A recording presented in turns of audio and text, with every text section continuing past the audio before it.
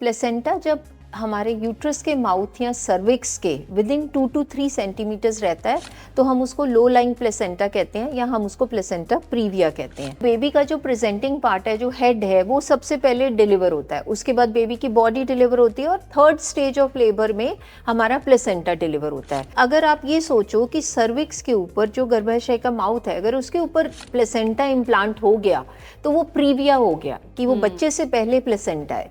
और ये कंडीशन जो है ये रिस्की कंडीशन है। सिजेरियन जब फर्स्ट टाइम है कोई प्रॉब्लम नहीं है, जहाँ प्रीवियस कट है, जो स्टिचेस हैं, जो नेक्स्ट प्रेगनेंसी है वो वहाँ जाके इम्प्लांट हो जाती है। एज अ रिजल्ट जो प्लेसेंटा है वो यूट्रस या गर्भाशय के लोअर सेगमेंट में डेवलप होने लगता है। वो महिलाएं जिनकी एज मोर देन 35 है, देखा गया कि उनमें प्रीविया की इंसिडेंस थोड़ी सी ज़्यादा है।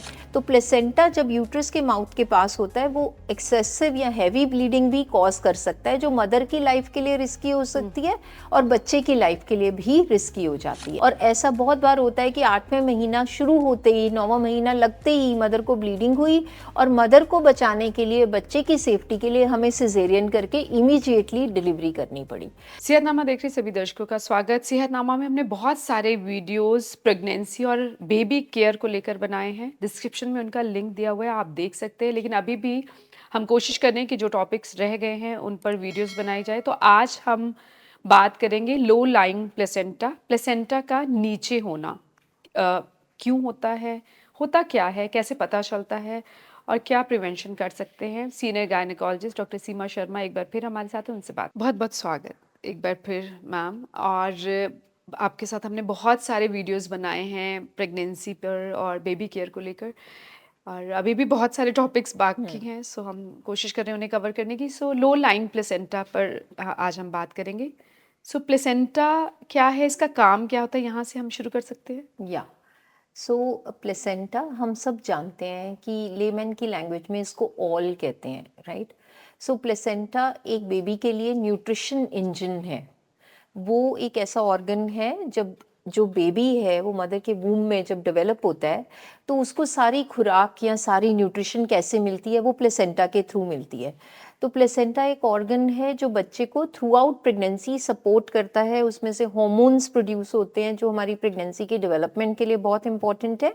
एंड सेकेंडली सारी डाइट जो मदर के ब्लड सर्कुलेशन में से बच्चे तक पहुंचनी है वो थ्रू प्लेसेंटा आती है। अब प्लेसेंटा के साथ हमारा अम्बिलाइकल कॉर्ड, जिसको हम नाड़ू भी कहते हैं, वो अटैच्ड होता है और उस कॉर्ड के थ्रू बेबी से कनेक्शन है मदर का। सो प्लेसेंटा एक बहुत ही इम्पॉर्टेंट ऑर्गन है प्रेगनेंसी के लिए।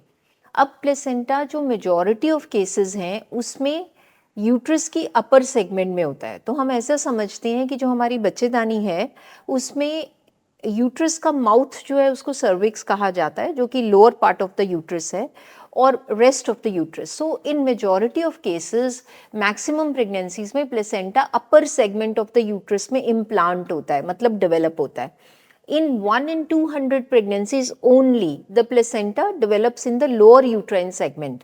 मतलब प्लेसेंटा जो हमारा यूट्रस के माउथ या सर्विक्स के विद इन 2 to 3 सेंटीमीटर्स रहता है तो हम उसको लो लाइंग प्लेसेंटा कहते हैं या हम उसको प्लेसेंटा प्रीविया कहते हैं।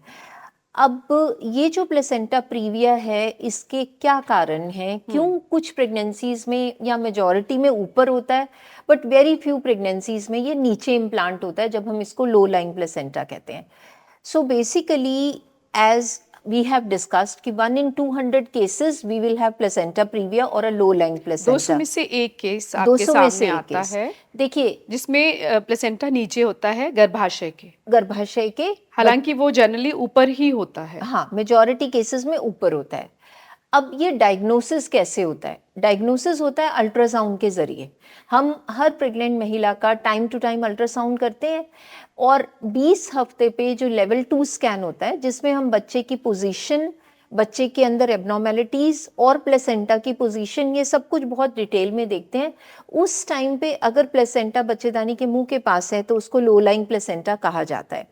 अब अक्सर देखा ये जाता है कि मेजॉरिटी केसेस में जैसे जैसे गर्भाशय ग्रो करेगा, बेबी ग्रो करेगा, ये प्लेसेंटा ऊपर माइग्रेट हो जाएगा, ऊपर चला जाता है, ऊपर चला जाएगा। तो लो लाइंग प्लेसेंटा उतना रिस्की नहीं है। अगर आपको 5th 6th मंथ में लो लाइंग प्लेसेंटा मिल रहा है वो उतना रिस्की नहीं है।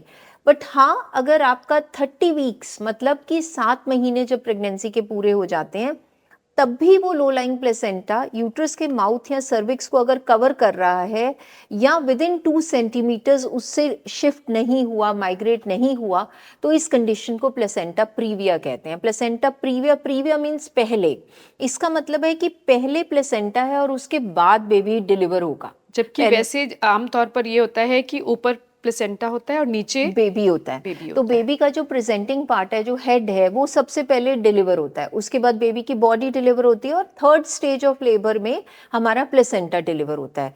बट अगर आप ये सोचो कि सर्विक्स के ऊपर जो गर्भाशय का माउथ है, अगर उसके ऊपर प्लेसेंटा इम्प्लांट हो गया तो वो प्रीविया हो गया, कि वो बच्चे से पहले प्लेसेंटा है। और ये कंडीशन जो है, ये रिस्की कंडीशन है जिसको प्लेसेंटा प्रीविया कहा जाता है। ये किन केसेस में पाई जाती है? अक्सर जहां मल्टीपल प्रेगनेंसी है, जब ट्विन प्रेगनेंसी है, ट्रिपलेट प्रेगनेंसी है, क्योंकि ट्विन्स में कई बार 2 प्लेसेंटाज होते हैं, तो एक प्लेसेंटा अपर सेगमेंट में हो जाता है, एक लोअर हो जाता है। या कभी कभी ट्विन्स में लार्जर प्लेसेंटाज होते हैं, डेफिनेटली डबल प्लेसेंटा होता है, बड़ा होता है, तो वो भी कई बार आपका प्रीविया में प्रेजेंट करता है। देन बहुत कॉमनली देखा गया आज के टाइम पे, हमने वीडियोस भी बनाई हैं कि सिजेरियन की इंसिडेंस बहुत बढ़ती जा रही है। अब सिजेरियन जब फर्स्ट टाइम है कोई प्रॉब्लम नहीं है, लेकिन जब ये सिजेरियन प्रीवियस वाली मदर्स नेक्स्ट टाइम प्रेग्नेंट होती हैं, तो ये देखा जाता है कि उनका स्कार जहाँ पे है, जहाँ प्रीवियस कट है, जो स्टिचेस हैं, जो नेक्स्ट प्रेगनेंसी है वो वहाँ जाके इम्प्लांट हो जाती है। एज अ रिजल्ट जो प्लेसेंटा है वो यूट्रस या गर्भाशय के लोअर सेगमेंट में डेवलप होने लगता है। Incidence is 3 times more common अगर हमारा पहले सिजेरियन हुआ हुआ है। अच्छा, जिनकी As पहले compared- सिजेरियन है तो ये चांसेस हैं कि प्रीविया के चांसेस प्लेसेंटा ज़्यादा नीचे हैं। होगा। हाँ, प्रीविया के चांसेस ज़्यादा हैं। तो प्रीवियस सिजेरियन के साथ इंसिडेंस प्लेसेंटा प्रीविया का बढ़ जाता है। वो महिलाएं जिनकी एज मोर देन 35 है, देखा गया कि उनमें प्रीविया की इंसिडेंस थोड़ी सी ज़्यादा है। अगर किसी की पहले डीएनसीज हुई हैं, अबॉर्शंस हुई हैं, या यूट्रस पे किसी भी तरह की कोई सर्जरीज हुई हैं, उसमें भी प्लेसेंटा प्रीविया का इंसिडेंस जो है वो ज़्यादा है। अब हमने बात करी कि हम डायग्नोज कैसे करते हैं। डायग्नोज अल्ट्रासाउंड के ज़रिए करते हैं। और पेशेंट प्रेजेंट कैसे करता है, क्या रिस्क है, हाँ, क्यों इस हाँ, कोई कंडीशन को। सिम्टम्स होते हैं इसके कि बिल्कुल। प्लेसेंटा नीचे है? देखिए, प्लेसेंटा नीचे है या प्रीविया है, उसका सिम्टम मदर को तो अक्सर एक उसको हैवीनेस रहती है, मदर को ऐसे लगेगा कि मुझे नीचे भार पड़ रहा है या नीचे प्रेशर पड़ रहा है। सेकंड, उनको ब्लीडिंग हो सकती है। तो प्लेसेंटा प्रीविया वाली मदर्स या लो लाइंग प्लेसेंटा वाली मदर्स हर ट्राइमेस्टर में, फर्स्ट ट्राइमेस्टर, सेकेंड ट्राइमेस्टर या थर्ड ट्राइमेस्टर में ब्लीडिंग के साथ प्रेजेंट करते हैं। कुछ महिलाएं हैं जिनको ऑफ एंड ऑन थोड़ी थोड़ी ब्लीडिंग चलती ही रहती है। कुछ हैं अक्सर 7वें महीने में प्लेसेंटा प्रीविया के पेशेंट को एकदम बाउट होता है ब्लीडिंग का, फ्रेश रेड ब्लीडिंग जो प्रेगनेंसी में होनी नहीं चाहिए।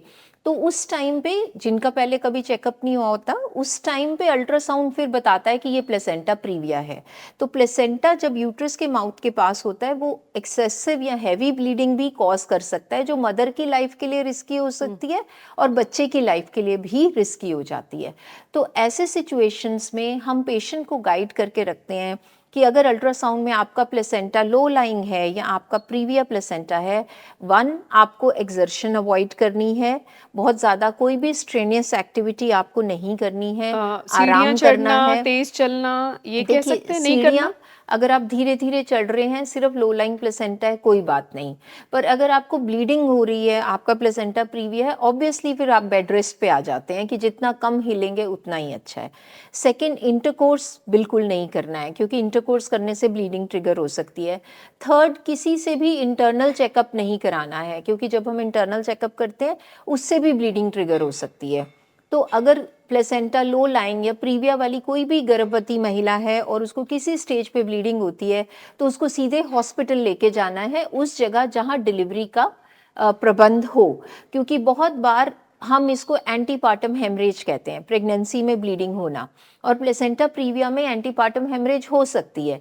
और ऐसा बहुत बार होता है कि 8वें महीना शुरू होते ही, 9वां महीना लगते ही मदर को ब्लीडिंग हुई, और मदर को बचाने के लिए, बच्चे की सेफ्टी के लिए हमें सिजेरियन करके इमीडिएटली डिलीवरी करनी पड़ी। तो इसलिए प्लेसेंटा प्रीविया के साथ ये बात पक्का है कि प्रीमेच्योर डिलीवरी हो सकती है अगर किसी स्टेज पे ब्लीडिंग रुके ना और ब्लीडिंग बहुत ज़्यादा हो। और ये डिलीवरी ऐसी सुविधा में होनी है जहाँ पे सिजेरियन का प्रबंध है और ब्लड बैंक की सुविधा है, बिकॉज प्लेसेंटा प्रीविया के साथ ब्लीडिंग से कई बार मदर को ब्लड ट्रांसफ्यूजन की ज़रूरत पड़ती है।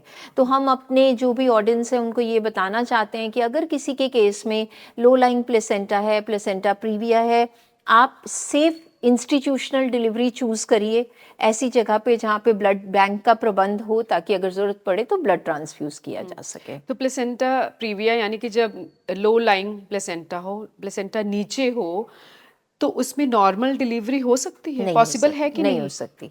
वो सिर्फ तब है, देखिए बहुत बार ये जो प्लेसेंटा लो लाइंग है ये ओवर डायग्नोज होता है। 5वें महीने में जब हम अल्ट्रासाउंड करते हैं, बहुत सारे प्लेसेंटास यूट्रस के माउथ के पास होते हैं, सर्विक्स के पास। पर जैसे मैंने बताया कि जब गर्भाशय ग्रो करेगा तो प्लेसेंटा भी माइग्रेट हो जाएगा, हो सकता है वो ऊपर चला चला जाए। जाए। तो 30 से 32 हफ्ते पे जो स्कैन किया जाता है उसमें फाइनल लोकलाइजेशन होती है प्लेसेंटा की। अगर वो तब तक माइग्रेट नहीं किया तो फिर वो नहीं करेगा माइग्रेट, फिर हमें सिजेरियन से ही बेबी करना है। बट अगर प्लेसेंटा 3 to 4 सेंटीमीटर यूट्रस के माउथ से अवे है तो in that case normal delivery जो है वो पॉसिबल है। बट अगर विद इन 3 सेंटीमीटर है सर्विक्स के, फिर नॉर्मल डिलीवरी ना तो करनी है और ना ही होगी। और ये आप अपने जितनी गर्भवती महिलाएं आती है लो लाइंग प्लेसेंटा के साथ उनको बता देते हैं? बिल्कुल, वो अल्ट्रासाउंड जैसे ही होता है उनको गाइड किया जाता है कि अगर आपका प्लेसेंटा प्रीविया है तो आपका ऑपरेशन से बेबी होगा, आपको नॉर्मल के लिए ट्राई नहीं करना है। और कई गर्भवती महिलाएं ऐसा होता है कि 5-6 महीने एक जगह डॉक्टर से चेकअप करा रही हैं, फिर किसी और डॉक्टर के पास, शायद उन्हें अपने मायके या ससुराल कहीं दूसरी जगह अगर जाना पड़े तो उन्हें अपने डॉक्टर को बताना है कि लो बिल्कुल, लाइंग प्लेसेंटा है, बिल्कुल, बिल्कुल, और चेकअप उसी हिसाब से आपने जैसे कहा इंटरनल चेकअप नहीं कराने हैं। बिल्कुल, बिल्कुल, बिल्कुल। और लो लाइंग प्लेसेंटा से बचा तो नहीं जा सकता, ये तो नेचुरल है? देखिए ये बचा जा सकता है प्रीविया से अगर हम सिजेरियन अवॉइड करते हैं, क्योंकि एक कॉम्प्लिकेशन जो मैं यहाँ मेंशन करना चाहती हूँ, हम बहुत डिटेल में तो नहीं बताएंगे, उसको कहते हैं प्लेसेंटा एक्रीटा। उसमें क्या होता है, आपका पहले सिजेरियन हुआ, सेकेंड टाइम आपका उसी स्कार के साथ प्रेगनेंसी उस पे अटैच हो गई और आपका प्लेसेंटा प्रीविया है, तो चांसेस होते हैं कि जो प्लेसेंटा है वो आपके स्कार के साथ बहुत बुरी तरह से चिपक जाता है, वो यूट्रस के मसल फाइबर्स में चला जाता है, जिसको प्लेसेंटा एक्रीटा कहते हैं। अब प्लेसेंटा एक्रीटा कुछ मदर्स के लिए जानलेवा सिद्ध हो सकती है अगर उस डिलीवरी को ठीक तरह से सर्जिकली हैंडल ना किया जाए एक्सपर्ट डॉक्टर्स, क्योंकि कभी कभी ये प्लेसेंटा एक्रीटा में हमें पेशेंट का यूट्रस निकालना पड़ता है at the time of caesarean, जिसको सिजेरियन हिस्टेरेक्टमी कहते हैं। अब ये जो प्लेसेंटा एक्रीटा है ये placenta previa in a case of previous caesarean की कॉम्प्लिकेशन है। तो हम बार बार अपने व्यूअर्स को बोलते हैं कि जो आजकल सिजेरियन इतना ज़्यादा choice of method of delivery बन गया बाय है, चॉइस मत कराइए कि डिस्करेज नॉर्मल डिलीवरी से डर के मारे सिजेरियन मत कराइए, डॉक्टर को डिसाइड करने दीजिए कि अगर कॉम्प्लिकेशन है और तब सिजेरियन करना जरूरी है तभी हो। आप मत बोलिए, आप अपनी चॉइस से मत कराइए, क्योंकि उसके बाद कॉम्प्लिकेशंस बहुत ज़्यादा है। सेकेंड प्रेगनेंसी में ये कॉम्प्लिकेशन हो सकता है कि आपकी प्लेसेंटा प्रीविया हो जाए, प्रीविया हो गया, एक्रीटा हो गया और यूट्रस निकालने तक की नौबत आ गई तो फिर बहुत मुश्किल हो जाएगा। तो इसलिए विजाइनल बर्थ जो है वो नेचुरल बर्थिंग का एक टेक्निक है, हमें इफ गिवन अ चॉइस वो चूज करना चाहिए, पेन के डर से सिजेरियन नहीं चूज करना चाहिए। और कुछ डूज एंड डोंट्स जाते जाते आप प्लेसेंटा प्रीविया जिनका प्लेसेंटा नीचे है, वो गर्भवती महिलाएं जो इस वीडियो को देख रही हैं, उनमें बस यही है कि देखिए पहले हर प्लेसेंटा लो लाइंग प्रीविया नहीं होता, उसमें से बहुत सारे प्लेसेंटा 7th-8th मंथ में माइग्रेट हो जाएंगे। अगर थोड़ा सा लो लाइंग प्लेसेंटा है तो उसमें बहुत सारे प्रिकॉशंस की ज़रूरत नहीं है, कंप्लीट बेड रेस्ट की ज़रूरत नहीं है। हाँ, अगर आपको ब्लीडिंग हो रही है और वाकई में ही आपका प्लेसेंटा प्रीविया है तो आपने अपनी एक्टिविटी को रिस्ट्रिक्ट करना है, आपने एक्सर्शन नहीं करनी है, स्ट्रेनियस एक्टिविटी नहीं करनी है, और ब्लीडिंग होने में आपको डॉक्टर के पास इमीडिएटली जाना है, उसमें कोई दो राय नहीं है। Thank you so much. Welcome.